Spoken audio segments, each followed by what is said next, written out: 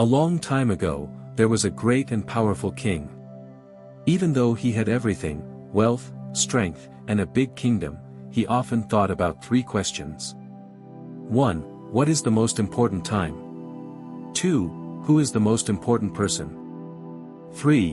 What is the most important thing to do? The king wanted to find the right answers, so he asked the wisest people in his kingdom. Some said the most important time was the past because it teaches us lessons. Others said the future was more important because we must prepare for it. Some believed the most important person was the king himself, while others said it was his soldiers or advisors. As for the most important thing to do, some said gaining knowledge, others said winning wars, and some believed it was praying. The king was not satisfied with these answers. He decided to visit a famous wise man, a hermit who lived in the mountains. The hermit was known for helping people, but he never spoke much. The king left his guards behind and went alone to meet the hermit. When he arrived, he asked, "I have 3 questions. What is the most important time?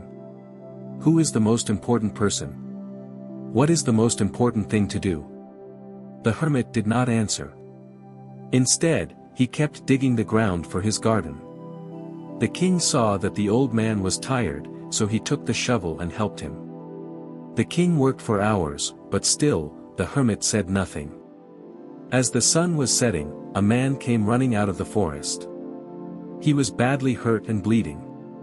He fell to the ground, weak and in pain. The king and the hermit carried him inside and took care of his wounds. The king tore a piece of his robe to wrap the man's wounds and stayed beside him all night. By morning, the man had opened his eyes. The injured man looked at the king and started crying. "Your Majesty, I must tell you the truth. I was your enemy. I had planned to kill you on your way back, but your guards attacked me first. I ran away, but I was badly hurt. Now, you have saved my life. I was your enemy yesterday, but today, I will serve you forever." The king was surprised. He turned to the hermit and asked again, "Please, wise man, answer my questions." The hermit smiled and said, "You already have your answers." The king was confused. "What do you mean?" "The most important time is now," the hermit said. "It is the only time we can control.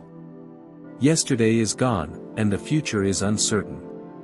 You came to me with your questions, but if you had left too soon, you would not have helped this man. By staying, you saved a life and gained a friend. The most important person is the one in front of you," the hermit continued. "If you had ignored this man, he would have died. Every person we meet is important because they are the only ones we can help at that moment.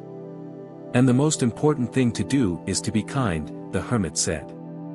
"Through kindness, you turned an enemy into a friend, healed someone, and learned a great lesson. No amount of power or wisdom is greater than kindness." The king bowed his head in thanks. He returned to his palace and ruled with kindness, patience, and wisdom for the rest of his life. His kingdom became peaceful and happy, not because of war or riches, but because he had learned the true secret of time, people, and doing good. Moral of the story is: 1. The most important time is now, because the present moment is the only time we can act and make a difference. 2. The most important person is the one in front of you, because every person we meet gives us a chance to do good and change lives. 3. The most important thing to do is to be kind, because kindness can turn enemies into friends, heal wounds, and bring peace to the world. This story teaches us that life is not about power or wealth, but about helping others and making the most of every moment.